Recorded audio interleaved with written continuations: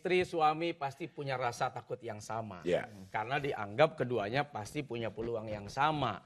Istri punya teman, suami punya teman, istri punya masa lalu, suami punya masa lalu. Istri punya penggemar, suami juga punya penggemar. Pasti ada yang cinta, baik istri maupun suami. Artinya rasa takut itu muncul karena setiap orang tuh punya kans. Kesempatan, Ya. punya peluang. Nah, untuk meminimalisir peluang itu biasanya akhirnya ada orang yang udahlah nggak usah pakai reunian, takutnya nanti muncul benih-benih yang sudah terkubur, hilang, lalu kemudian bangkit kembali. Karena masa-masa sekolah itu boleh dibilang masa-masa yang Kuota.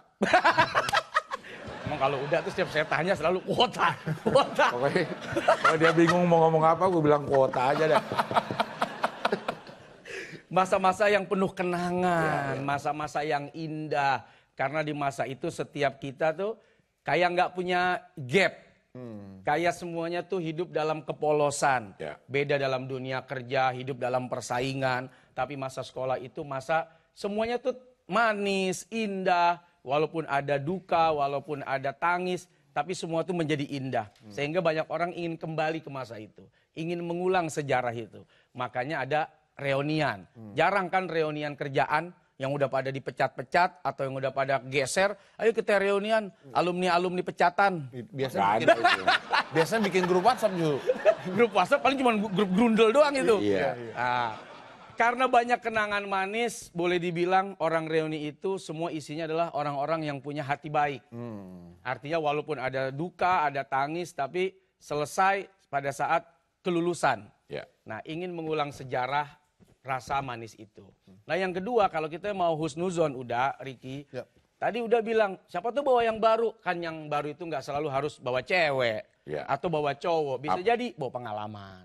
Oke.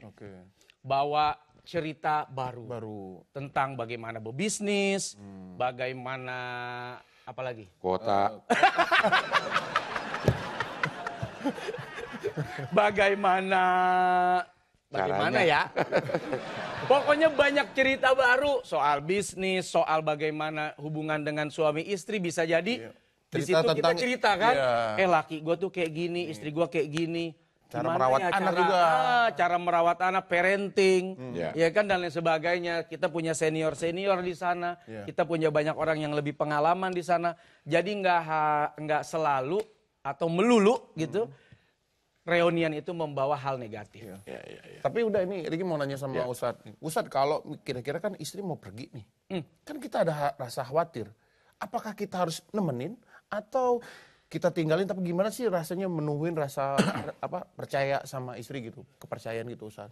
Iya, pada saat kita selalu ada rasa khawatir yang berlebihan, sebetulnya yang terpenjara adalah kita, bukan dia. Ya. Dia kita izinkan, lalu dia bebas bergerak dengan teman-temannya.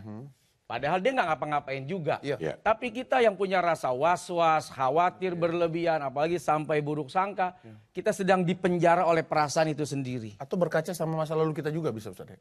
Ya masa lalu setiap orang pasti ada, tapi bukan berarti setiap masa lalu akan kembali pada kehidupan masa kini. Biasanya kan masa lalu itu bukan masalah gue kan. Itu masalah elo ya.